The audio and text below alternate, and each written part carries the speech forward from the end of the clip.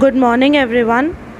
Today we are going to study about the terms of credit and the formal sectors of credit in India. You know that every loan agreement specifies an interest rate which the borrower must pay to the lender along with the repayment of the principal. That is, interest rate, collateral, documentation required and the mode of repayment together is called terms of credit.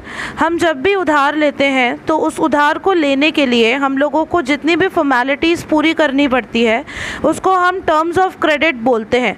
Now what do you mean by collateral?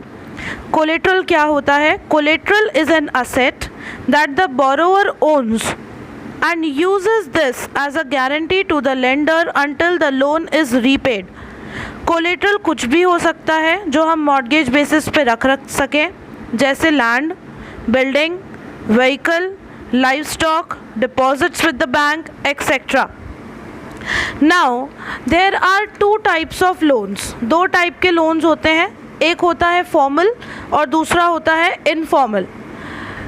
You know that number of people are taking loans and they are taking loans from the different sectors like money lenders, commercial banks, cooperatives, government, non-institutional agencies, relatives, friends, other institutional agencies, landlords, etc. All these types of are the loans. These loans have been divided into two forms: formal sector loans and informal sector loans. Formal sector loans include bank, cooperative societies and other institutions, and the informal sector credit loans include money lenders, landlords, relatives, friends, etc. You can see the difference on the screen between the formal sector loans and informal sector loans. Now RBI of India supervises the functions of formal sources. The RBI monitors the banks in actually maintaining the cash balances, and RBI sees the banks to give the loans not just to make profit making business and the traders, but also to the small cultivators, the small scale industries, etc. Now who gets what? As you can see the picture on the screen, this picture shows the importance of formal and informal sources of credit for the people in the urban areas.